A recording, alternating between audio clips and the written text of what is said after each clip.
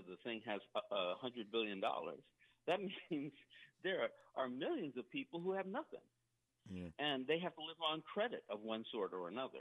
And so, I just, I'm aware of that, so it comes up when I talk about it. Speaking of the world, you and I have had the opportunity to travel together in some parts of the world, and I can't recall whether we were last together in Haiti or Venezuela, but I know we've done some traveling together over the years. And I'm curious as to your critique of how you see us. Situate, if you will, right now, America, our role, our responsibility, however you want to frame it, in the world. President Biden, as we speak, is in Poland.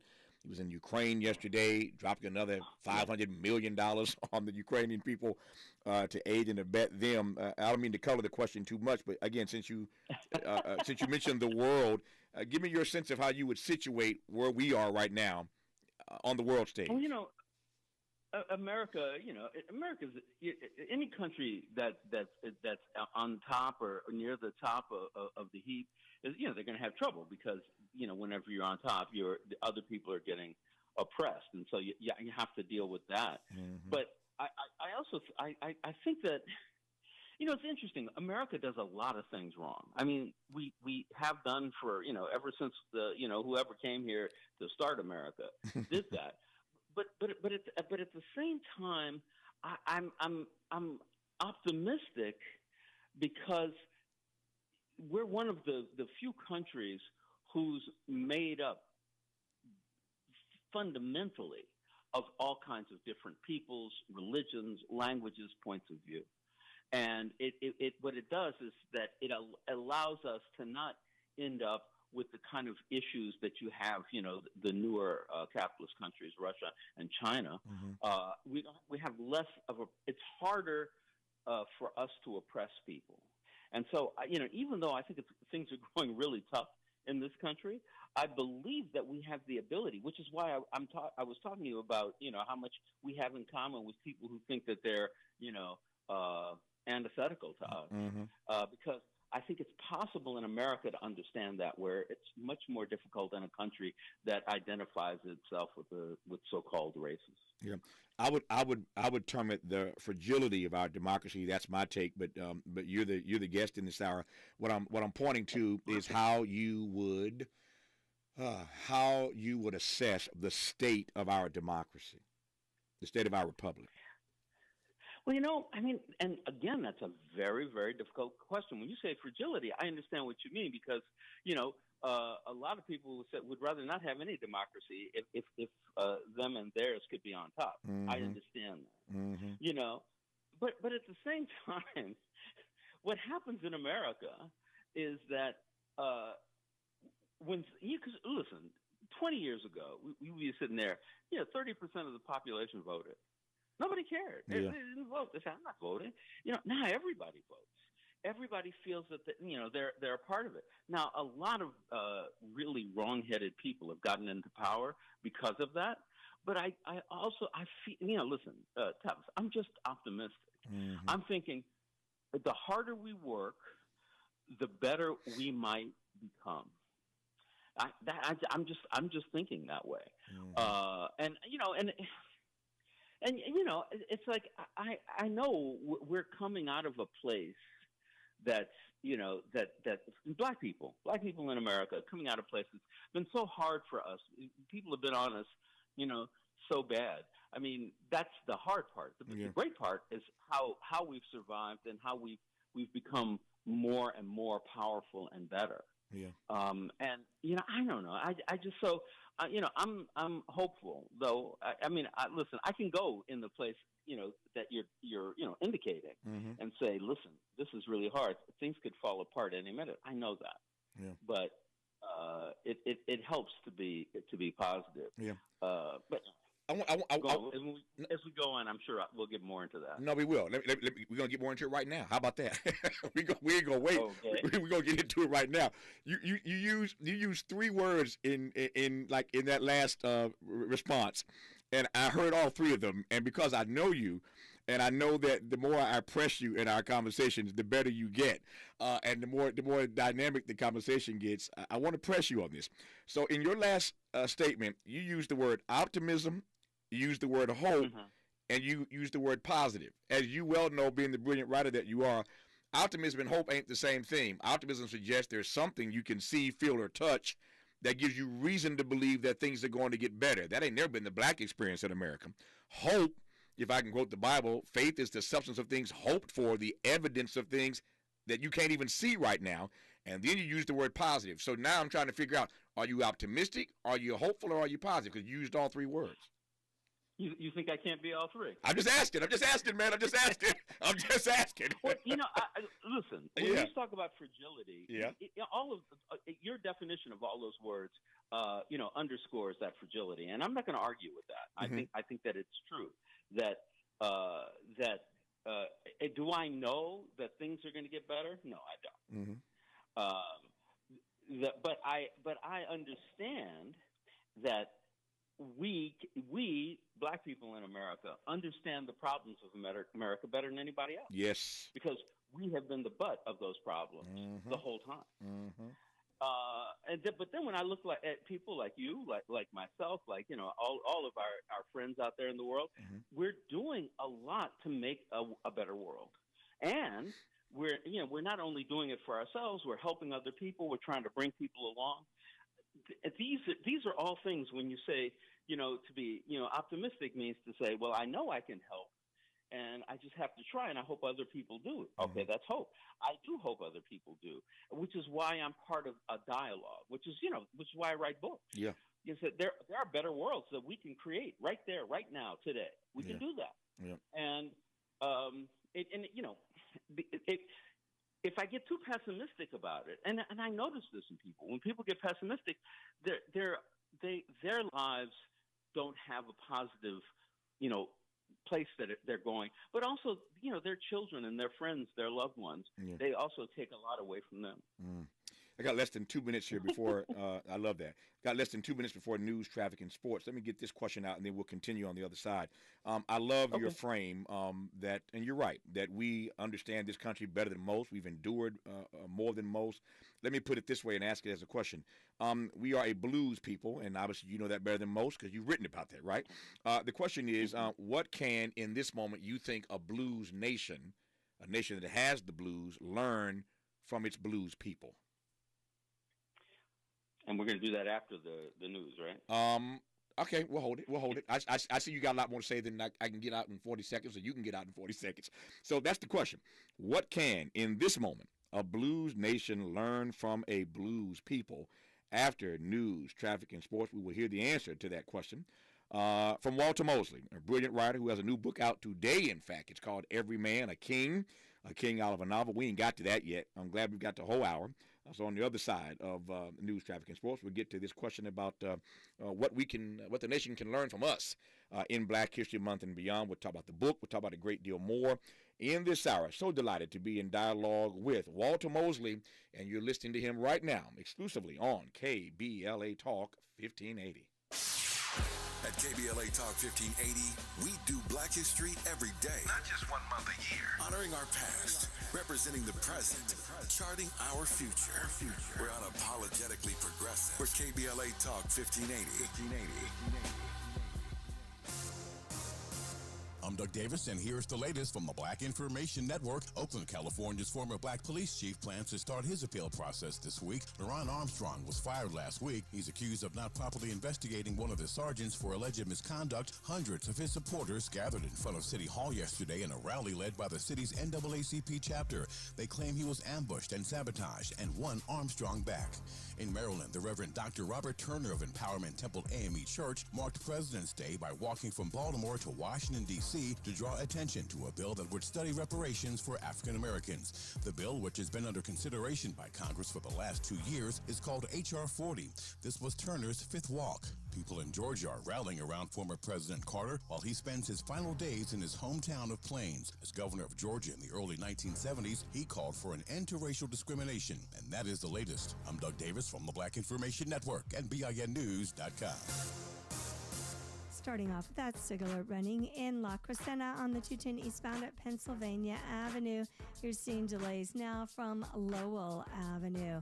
Busy on the 134 westbound between the 2 Glendale Freeway and the 5 South is heavy through Griffith Park, coming away from the 134 all the way down to the East LA interchange.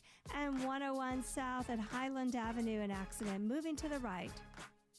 It's a probiotic party at Whole Foods Market. Get 2 GT's kombuchas for just $5.40 with Prime through February 21st. Try every zesty, fruity flavor and your gut will thank you later.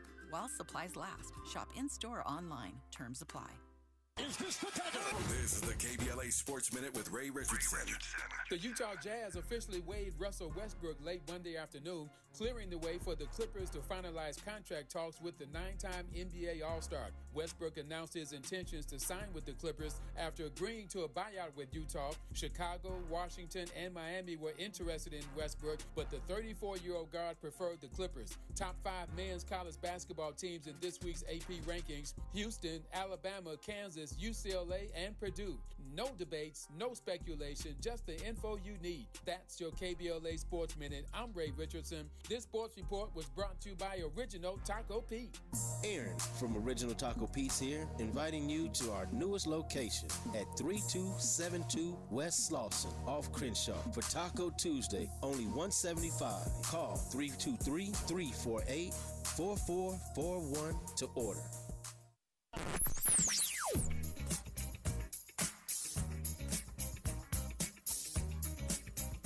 This is KBLA Talk 1580. Talk radio. That's music to your ears. We're unapologetically progressive. KBLA Talk 1580.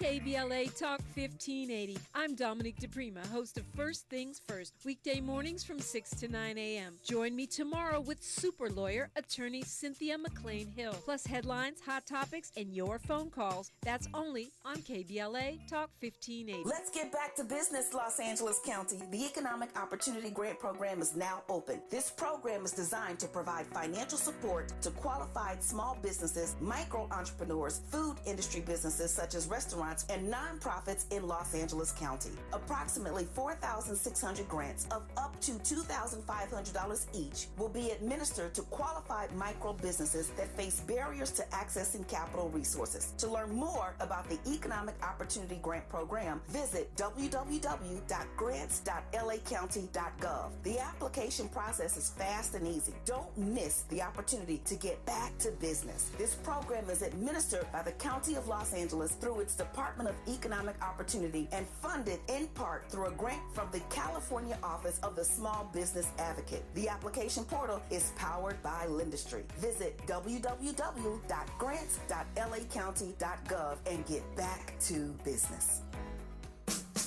The Los Angeles Urban League and Parkside Economic Development Corporation are working to close the wealth gap between black and white households. B-Warp, the Black Wealth Attainment and Retention Program's free virtual workshops will help your family acquire, gain, maintain, and pass down legacy wealth. Learn from the experts about making more with what you have, the Black history of money, joining the Smart Investors Club, preserving your assets in tough times, crypto, cash in or cash out, the wealthy mind and body. Register for this free series that could change your financial future at laul.org/BWAARP. Don't miss B-Warp, the Black Wealth Attainment and Retention Program, every second and fourth Thursday in February, March, and April at 6 p.m. Pacific Time. Register now at laul.org/BWAARP. Celebrating and making Black history every day. We're KBLA Talk 1580. We are indeed, and we're glad to have you with us in this hour, and we are even more thrilled to have as our guest in this hour our friend and brother Walter Mosley, one of the most versatile, admired, respected, revered writers in this country of any race, color, or creed, but we are delighted that he happens to be one of us as we celebrate his life and legacy in Black History Month. He has a new book, in fact, out today, publishes today. It's called Every Man a King out of a novel. We'll get to that new book in just a moment here. But I was asking Walter before News, Traffic, and Sports this question, given what he had said prior to, about the ways in which we understand this country. We have endured more. We have navigated more. And so we have a perspective on America that nobody else ever has or ever will have. And I was asking Walter then what a blues nation, a nation that has the blues, can learn from a blues people. And Walter was about to tell me. It's like, I don't know. No, I wasn't going to say that. It's interesting. When you take blues nation versus blues people, I think that the nation, the deep sadness and worry and fear that faces all the various generations of our nation, that's really hard, and it's ugly, and it's not great. But when I was thinking, when you asked the question about one of the greatest boxers who ever lived, Archie Moore. Mm-hmm. Archie Moore fought a guy named Yvonne Durrell once. Archie was the champion of the world. He was like 43 at the time, I think, and he was knocked down so viciously that nobody expected him to get up, and he was knocked down 3 more times by this guy, and nobody thought he was going to make it. They knew Durrell was going to win the fight, but when Archie was asked years and years later, he was in his 70s. They said, "Well, what did you feel?" He says, "Oh, that was a great moment. I was hard pressed, but I used my left hand, which was very educated at the time." And now I listened to him talk about that. The blues is getting knocked down, right? There's no question. But another part of it is getting up again, and feeling that success. I mean, the blues in among Black people in America is a deep celebration of all of the struggles that we have. There's a celebration inside of it. And I think most people don't. Well, they haven't gotten that in the past. I think as time has gone by, as music has reached out to everybody, that a lot of people are beginning to understand it. I'm just, I'm just hopeful, that somebody else could say, "Oh, your blues is different than my blues. My blues, it's something I want to get away from. Mm-hmm. But your blues is something you celebrate." Oh yeah, man. But this is, I got it so hard, that my best girl left me, but at least I had a best girl. You know what I mean? There's that feeling you have. You're listening to James Brown. You're listening to Robert Johnson. Yeah. The blues is a beautiful concept, especially as it's held by Black people. I you know that. Yeah. You listen to B.B. King. Mm-hmm. I mean, he, because to experience the blues is to accept them. And, I accepted. I said, shit, this stuff is hard, man. But I'm ecstatic that I can dance to it. Yeah. No. It's all about perspective, I hear you saying. It's about perspective. Yeah. Yeah. Speaking of perspective, let me tweak that word a bit. You shared earlier in this conversation, and I know the audience was delighted to hear it, for those, again, who've been reading your stuff for years but really didn't know how you began because you've been doing it so well for so long. When you were at Mobile in Manhattan and started writing on the weekends, did you ever have an understanding then? Was it your, how can I put this? Was it your intention then to do what you have done? That is to say, when I introduced you at the top of this conversation, I introduced you, as you recall, by saying that your storylines, your very rich storylines, have a way of deepening, these are my words here, a way of deepening our understanding and appreciation of Black life in America. That's how I regard your work, and I think that's how many others regard your work. When they read Walter Mosley, whatever form you're writing in, we discussed earlier all the genres you write in, but when you read Walter Mosley, there's a good chance that you're going to have a deepening of your understanding and appreciation of Black life in America. Put another way, Walter's writings will challenge you to re-examine the assumptions you hold, I like to say. Walter's writings will help you expand your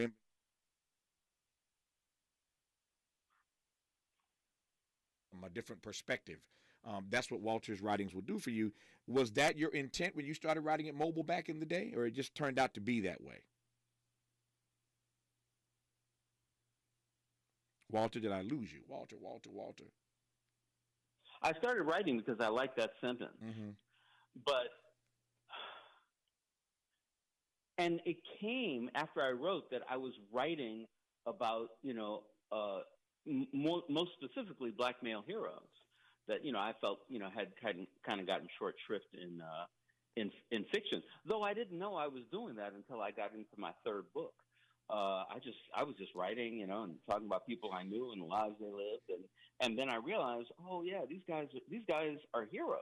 There are women too who are heroes. Don't get me wrong, but the new thing was the black male hero inside the books, and so the intention was there, but I think the intention was unconscious. Right. Yeah. And speaking of unconscious, was this part unconscious or not? And that is this notion of the black male hero, which you just raised a moment ago. Was that intentional? No, it wasn't. It was an unconscious, a natural unconscious place that I went to. Mm-hmm. I said, "Oh, this is the place I'm going to go because I'm going to write about these men.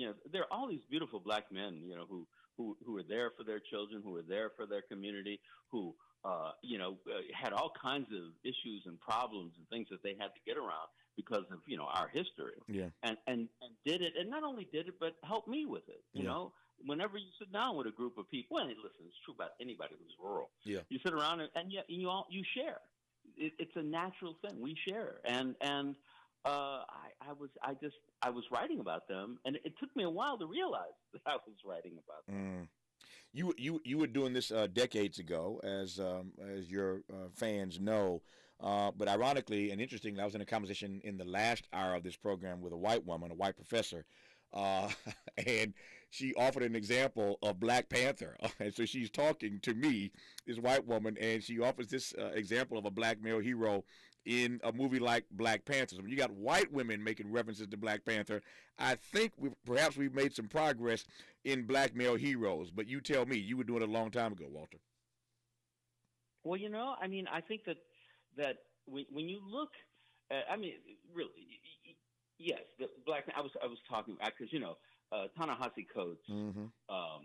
He was doing the Black Panther comic book for a while, and I was writing about him one day, and I said, well, it came so easy to him because his father's the original Black Panther, because Paul Coates was the head of the Panthers in Baltimore. That's right. There's so you wonder which black, because Ta-Nehisi understands what I'm talking about. I'm not sure that the woman who you were talking to understands it, but the thing is that and another original Black Panther, Paul Coates' godson, Tupac Shakur, is one of those incredible heroic figures that took the imagination of of young America and much of the rest of the world and said, "Hey, look at me here. You see what I'm doing?" Yeah. And they go, "Yeah, man." And I think that it's like that. When you really begin to understand someo's pain. I like the Black Panther. He's a king. And king means that people didn't vote for him. But that's problematic. But I understand wanting heroes and understanding them, and I understand that finally, Black America has stepped out of shadow and says, "Oh yeah, we are American culture." Yeah. And I thought about that way, but that's funny. They didn't vote for him. Let me ask you right quick here, and I want to move forward. Since you mentioned Paul Coates, most people today know best-selling writer, author Ta-Nehisi Coates, who Walter just invoked. You may not know his father, Paul Coates. Paul Coates is a legend, and I've known him for years. Walter's known him for years. I want to ask right quick, both you and I, at various points in our careers, felt a particular, my phrase, you tell me if I'm wrong or not, disabuse me if I'm wrong, but at both points in our careers, at different points rather, in our respective careers, we both felt the need to give a text to a black publisher. I did it to Hakeem Al-Abudi at Third World Press with The Covenant with Black America, which became a New York Times bestseller for 14 weeks, I think, something like that. You did it with Paul Coates, Ta-Nehisi's father. Tell me right quick why at that point in your career it was important for you, established author that you were at that time, best-selling author, to take a moment to give a project to a black publisher. Well, it's so interesting. I was at an event, and I was listening to a guy talking and saying, "Well, listen, all you writers out there, if you got a book, and and you're doing well, that's great. Just keep on publishing. But if you're doing well right now, take one of those books and give it to a black publisher, because a black publisher, could use the help. Mm-hmm. He said, don't wait until because a lot of people come to Haki after their career has kind of flattened. Sure. And they said, well, you publish my book? And he always will, but it's not helping them. You know what I mean? Mm-hmm. But if you give somebody a book where they're actually going to be on the bestseller list, they're going to make some money, and other people are going to become aware of it. Yeah. That's what you do. And, that's what I did with Paul, Mm-hmm. and it was great. The best thing that ever happened with me publishing with Paul is the next year I was on another tour, but Paul came with me. Yeah, because we're friends. Mm-hmm. And these three older black men said, so you guys are still friends? I said, well, yeah. I said, so you did the book together, you did the business together, and you're still friends. I said, oh, yeah, we love each other. And I said, all right. Walter Mosley's a great storyteller, and that story happens to be true, but he's a great storyteller nonetheless, and he's done it again with a new book publishing today called Every Man a King out of a Novel. We'll get him to top line what that book is about when we come forward in conversation with Walter Mosley on KBLA Talk 1580. Be sure to like and follow Tavis Smiley at The Real Tavis Smiley and get Twitter updates at Tavis Smiley. The conversation continues when we come forward. Did you know that California has the first in the nation task force to study reparations for African Americans? The work of the task force is to examine and recommend to the state legislature potential remedies of compensation, rehabilitation, and restitution for African Americans, with a special consideration for the descendants of persons enslaved in the United States. The task force has been hosting public hearings across the state to create awareness and educate the public. Be part of history and join them for public comment from 9 to 10 a.m. on March 3rd and 4th in Sacramento at the next Reparations Task Force meeting. For more information, visit the California Department of Justice website at oag.ca.gov. That's oag.ca.gov. Or you can send them an email from the website. This is a community call to action from KBLA Talk 1580. Meet Joe A, Hi. Joe B, Hello. and Joe C. What's up? 3 everyday Joes perfecting their banking with Chase. Joe A is locking his lost debit card with the Chase mobile app. Joe B is cruising toward his new ride with AutoSave. And Joe C's Chase banker is helping him budget to go back to school. Tools that help protect, support for what's next. One bank that puts you in control. Visit chase.com/checking. Chase, make more of what's yours. Chase mobile app is available for select mobile devices. Messaging and data rates may apply. JP Morgan Chase Bank, NA member FDIC. Our Weekly Los Angeles is the largest audited black newspaper in the state of California, with a distribution of over 50,000 copies weekly. Pick up a copy every Thursday to get the latest news on African American communities of LA. You can also keep up with what's going on in Los Angeles and surrounding cities by going to www.ourweekly.com. The Our Weekly website is updated daily with the current news about us and for us. For your advertising needs, Our Weekly offers economical advertising packages to fit your budget. Feel free to call Our Weekly Los Angeles at 323-905-1300 or visit the website at www.ourweekly.com. Our Weekly Los Angeles, reporting news that matters to you. This is KBLA Talk 1580, where everybody is somebody and nobody is a stranger. You belong here. You never know who's listening, Walter Mosley. During that commercial break, I picked up my phone and looked at it, and guess who just sent me a message saying hello? Who's that? Paul Coates. Oh, that's great. So, that's great. Yeah, you never know, man. You never know. That was nice. We love Paul Coates. I'm watching my time here. Every Man a King out of a Novel. Tell me about it, Walter Mosley.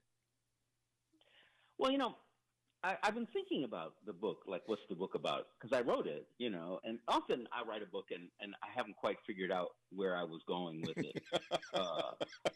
That's funny to me. I was like thinking about it just this morning, actually, because it's a public pub date, and I realized what it is. The major thing is in the book, it's replacing hatred with love. Mm. That's what the book is about, and and that's a very hard thing. It sounds beautiful when people say it, but it's a really hard thing to do. What happens is Joe has a grandmother. She's 93 years old, but she's healthy. She's alive. She can do things. She's been in, because of some odd reason, she ended up in this very fancy retirement home with this other guy who's 91, a white billionaire named Roger Ferris. Roger Ferris did King a favor in the last book, and now he's called King, and he wants him to do him a favor. But he wants to go him to a guy named Quiller, who is like a white supremacist alt-right genius.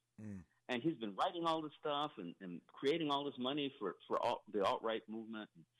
And but for some reason, Roger Ferris, he's in jail, and Roger Ferris wants not easy, I keep saying easy, but King to figure out how to get him out. And King doesn't like it. His daughter hates it. A lot of people are on him over it, but there are reasons that he has to do it, because of his grandmother, because of what this guy did to save the life of somebody that he really needed to save his life, even though it was against all the laws. And it was just kind of wonderful. I mean, it was just it's a wonderful moment to see this black man trying to help this white guy who seems to be his enemy, and to see them in a way trade places. And I mean, it's a hard book to write. A lot of people would probably be upset about it and stuff. But the thing is that, going back to an earlier thing, I have to hope that there's a way to articulate a life in which we work together and not against each other. That's what this book is about. It's about, and it doesn't work completely, and it's a tragedy in many ways, but still, the thing is attempting to do what's right. Yeah. That's more important even than succeeding. I hear you. Now you're dropping bars. That's a powerful, powerful formulation that you just laid out. And we could spend an hour just talking about that one sentence that just came out of the mouth of Walter Mosley. When we come forward in our remaining moments with him, I got time for two questions. Number one, you heard Walter say that some people may be upset about this book. I want to ask him, why would anybody be upset about the notion of replacing hatred with love? And secondly, I want to ask him the following. You can replace hatred with love on the pages of a book.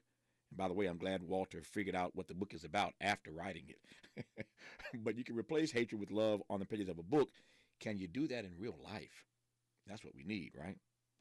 Stevie Wonder, Love's in Need of Love today. Our remaining moments with Walter Mosley when we come forward on KBLA Talk 1580. KBLA Talk 1580 is an intervention. When we come forward, includes you. KBLA Talk 1580, turning pain into power.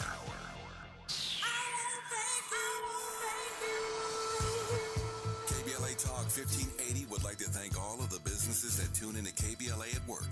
We celebrate you, your calls to the station, and your overall support. To show our appreciation, we would like to treat your office to lunch for 10, sponsored by John O'Groats family-owned restaurant and johnogroats.us. Open the KBLA Talk 1580 app or log on to KBLA1580.com to submit your office to be selected for our Office of the Week. We know you're just like our staff, putting in many hard, smart working hours per week. We just want to say thank you, and we appreciate you. You and your staff deserve lunch on us. Enter your office to win lunch for 10 and be highlighted on KBLA Talk 1580 as our Office of the Week. Open the KBLA app or log on to KBLA1580.com to enter your office today to become the KBLA Talk 1580 Office of the Week. Sponsored by John O'Groats family-owned restaurant and johnogroats.us. Become the KBLA Talk 1580 Office of the Week. This has been a KBLA Talk 1580 community call to action. KBLA Talk 1580. We've got a lot to talk about. The rent is too damn high. KBLA joins you in calling for affordable housing. The LA Tenants Union is a diverse, tenant-led movement fighting for the human right to housing for all. The LA Tenants Union demands safe, affordable housing and union rent control. They organize against landlord harassment, mass evictions, and displacement, and mobilize for the repeal of the Ellis Act and Costa-Hawkins Act. The LA Tenants Union is on a mission to strengthen tenants' political power through education, advocacy, and direct action. To get Need help with your eviction or other landlord-tenant issues? Take action for justice or become a member. Visit latenantsunion.org. This is a community call to action from KBLA Talk 1580. Let's get back to business, Los Angeles County. The Economic Opportunity Grant Program is now open. This program is designed to provide financial support to qualified small businesses, micro entrepreneurs, food industry businesses such as restaurants, and nonprofits in Los Angeles County. Approximately 4,600 grants of up to $2,500 will be administered to qualified micro businesses that face barriers to accessing capital resources. To learn more about the Economic Opportunity Grant Program, visit www.grants.lacounty.gov. The application process is fast and easy. Don't miss the opportunity to get back to business. This program is administered by the County of Los Angeles through its Department of Economic Opportunity and funded in part through a grant from the California Office of the Small Business Advocate. Application portal is powered by Lendistry. Visit www.grants.lacounty.gov and get back to business. Let's unpack a little bit more with Tavis Smiley. The conversation continues right now. Let's unpack a little bit more with Walter Mosley, and that's all we got time for. A little bit more, about 3 minutes left in conversation with Walter, and I've enjoyed this immensely, Walter. Thank you for this hour. Two questions here. Thank you, man. My great honor, brother. Why would anybody be upset about replacing hatred with love when they read your book out today, Every Man a King Oliver novel? And finally, and I'll get out of your way, you can do this on the pages of a book, but can you do it in real life? Replace hatred with love. Okay, so the first thing is I think that people have trouble with it because once you accept hatred into your heart, it's like love. You know, it's just like, I hate these people. And you know, and you know, you have all these little, you know, fantasies and reasons that you hate them. Now, there's some people you hate because they did something. There are other people you hate just because what they look like. And so it's really hard to let that go. You know, you say, well, what do you mean? A black woman married this alt-right guy. I said, well, you know, you got to read it and see, man. You know, because you know, likes is, you know. And the other thing is because I was listening, you know, while I was waiting, listening to some of the ads, you know, you have something like the LA Tenants Union, you know, and the LA Tenants Union is you know, I looked it up while I was here, and it's people of all, you know, backgrounds and races and genders and ages who say we need equal rent. That is true. It doesn't matter if you're black or you don't have black rent or Chicano rent or, you know, white rent.